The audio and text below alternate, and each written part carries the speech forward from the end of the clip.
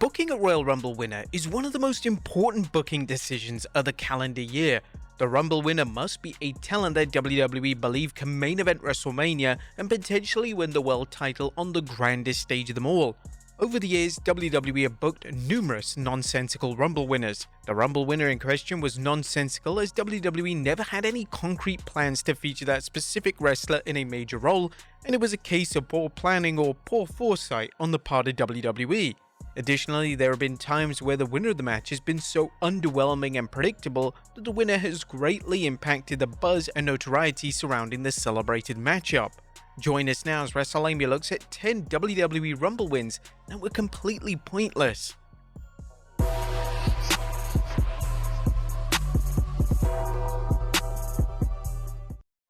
Be sure to subscribe and hit that notification bell for daily wrestling videos and follow us on Facebook for exclusive lists. Also check out our new website, Wrestlelamia.com.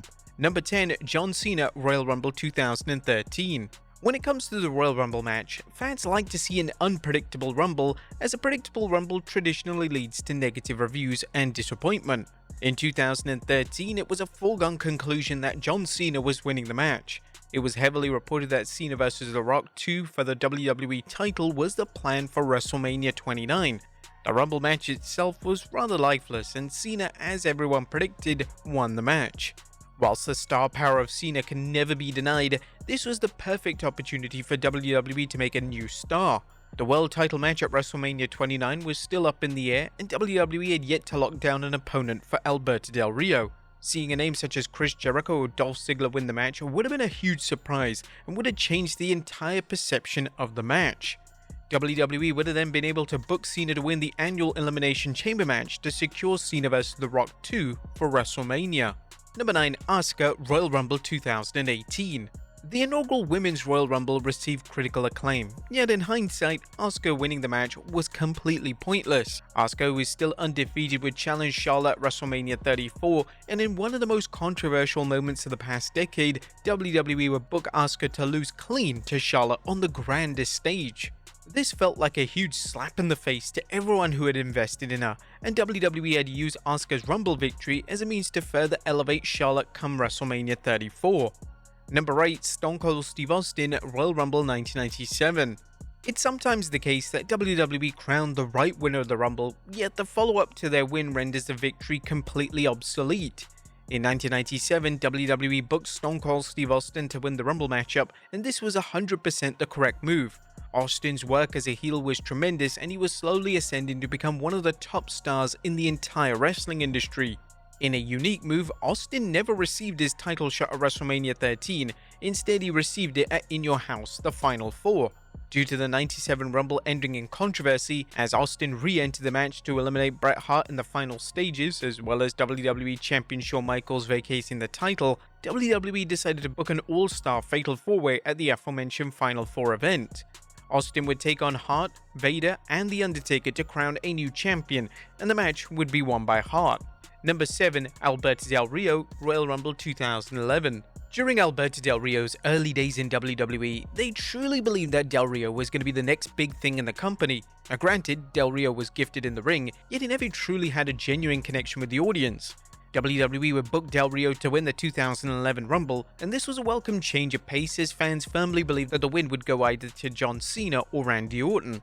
The problem with Del Rio winning was that WWE, and to an extent the WWE fans, were still on the fence regarding Del Rio being world champion. This therefore meant that when Del Rio challenged Edge for the world title in the opening match of WrestleMania 27, they booked Edge to defeat Del Rio, rendering Del Rio's win as a huge waste of everyone's time. At the time, WWE's decision to have the Rumble winner in the opening match of WrestleMania received vast criticism, as it was a clear sign that WWE didn't see much value in Del Rio vs Edge world title showdown.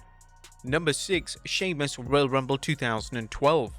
Heading into the 2012 Rumble, most of the focus was on Chris Jericho. Jericho had just returned to the company, and fans were excited about the inevitable Jericho vs CM Punk collision at WrestleMania 28. Fans were firmly expecting Jericho to win the Rumble, yet when Sheamus pulled off the shocking victory, fans were stunned. Nobody saw this coming, and Sheamus wasn't even amongst the favorites to win the match, so WWE had gone for a completely unpredictable option. Similarly to Del Rio the year prior, Sheamus would challenge the world title in the opening contest of WrestleMania, and this was a match which lasted just 18 seconds.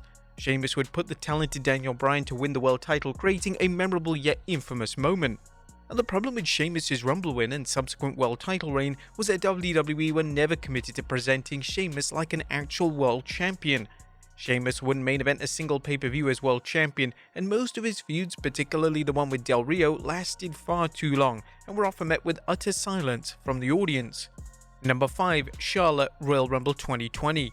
Booking a Royal Rumble based on backstage politics is always a recipe for disaster, yet that's reportedly what happened in 2020.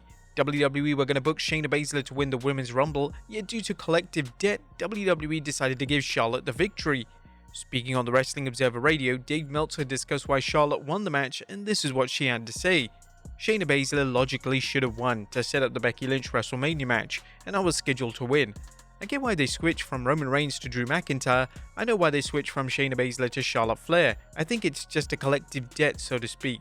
Charlotte Flair has been promised things in the past, then had the rug pulled out of her, which is funny because the perception is the exact opposite.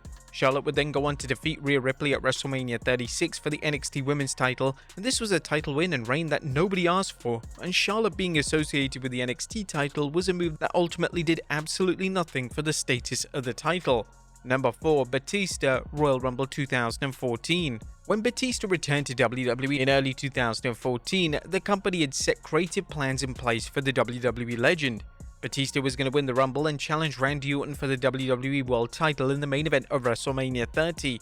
The problem was that fans had zero interest in seeing Batista in a stagnant and tiresome babyface role, and fans had firmly decided that they were going to stop at nothing until they made Daniel Bryan the number one guy in the company. This all led to one of the worst Rumbles of all time, and the match was received so poorly that it factored into WWE coming into the realization that Batista as a babyface simply wasn't going to work. Following his Rumble victory, Batista would keep his WrestleMania spot, yet Daniel Bryan would be added to the match in a welcome move. It goes without saying that Bryan should have won the 2014 Rumble, and the fact that WWE was so stubborn with Batista's babyface presentation was a testament to the problems in their creative department at the time. Number 3. Lex Luger Royal Rumble 1994. WWE were always hesitant to crown Lex Luger as their top babyface, and this was never more obvious than in the 94 Rumble. Luger was a logical favorite to win the match based on his prior on-screen presentation, yet fans had organically decided that Bret Hart was the guy to carry the company into a new era. In a move that has never since been replicated, WWE would book Luger and Hart to win the 94 Rumble match, and as a result, both men would challenge for the WWE title in two distinct singles matches at WrestleMania 10. Luger would fail in his attempt to become WWE Champion at WrestleMania, whilst Hart would be successful, and would close out WrestleMania 10 as WWE Champion. Luger being a co-winner of the 94 Rumble was ultimately pointless, and it would have been easier if WWE gave the sole victory to Hart. Number 2. Ronda Rousey Royal Rumble 2022. On the surface, the 2022 Women's Royal Rumble felt like an unpredictable Rumble that anyone could have potentially won. However, when just before the show it leaked online that Ronda Rousey was returning in the match, it became inevitable that the baddest woman on the planet was winning the whole thing. Rousey's in-ring work in the match was lackluster, and it was hard to tell if she was supposed to be a babyface or a heel. Following Rousey's win, she would challenge Charlotte Flair at WrestleMania 38, and the two would have a dull encounter, which Rousey surprisingly lost. WWE had booked Rousey to win with any concrete creative plans in place, which was very frustrating as a viewer. If Rousey had returned during the build-up to the Rumble and explained her character motivations, then perhaps a win would have made sense. And number 1, Vince McMahon Royal Rumble 1999. The 1999 Royal Rumble was predominantly built around a showdown between Stone Cold Steve Austin and Vince McMahon. The two entered into a match at number 1 and 2 respectively, and everything outside of any interactions between the two presented as inferior and irrelevant in the match. In a shocking turn of events, McMahon decided to book himself to win the match. He was a non-wrestler who had now won one of the most prestigious matches in WWE, and fans remained baffled as to why McMahon believed that this was actually a good idea. Thankfully, McMahon would never make it to WrestleMania 15 as Austin would eventually earn the spot to challenge The Rock, meaning that McMahon's Rumble win had no purpose other than to create a further obstacle for Austin on the road to WrestleMania. But there you have it folks, 10 WWE Royal Rumble wins that were completely pointless. Be sure to leave your comments down below, and I'll see you next time with some more wrestling content.